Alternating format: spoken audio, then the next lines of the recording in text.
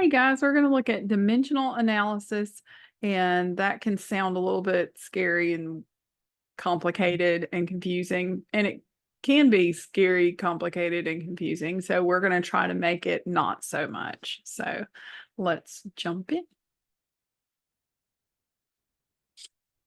All right. So you've got, first of all, a whole page of just conversions, right? Things that are equal to each other in terms of time, like days and weeks and things like that.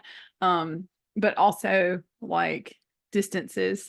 You've got uh, all these different things, and then even measurements in terms of like weight or the amount of volume. So these are all here. You may see them in other classes, other problems that you have to work out.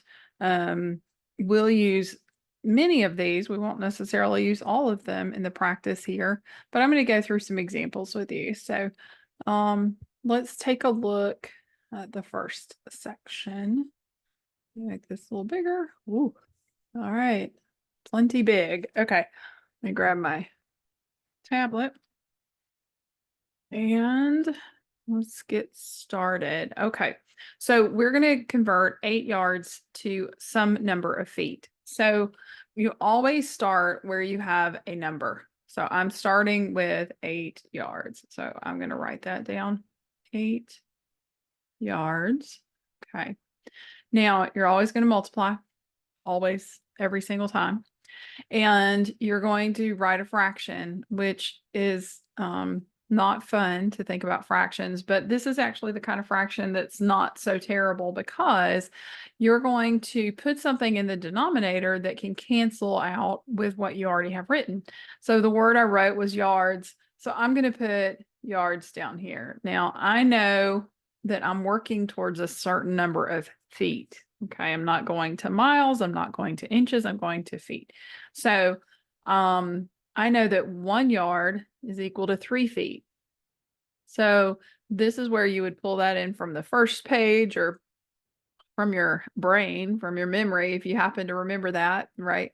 So the key is that I need yards to cancel with yards. And because one's on the top and one's on the bottom, if there's no fraction, it's on the top, then that's good.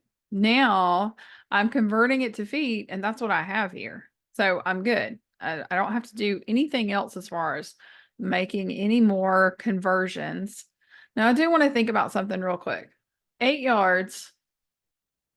Yards are pretty long compared to feet, right? Feet are shorter. And so I know that my answer is going to be some number of feet that's greater than 8. Like I know my answer should be bigger than 8. Just putting that in a little thought bubble just to keep in mind as I'm working. All right, let's multiply across the top. 8 times 3 is 24, and that's feet. And that would be divided by 1, but we know anything divided by 1 is itself. So 8 yards is the same as 24 feet. That's the conversion. Now, if you just knew that, that's fantastic. But this is the process. I'm teaching you the process more so than like the final answer, because I want you to understand like this is how you would do any kind of problem like this. And that number is greater than 8. So that helps me to know that I'm on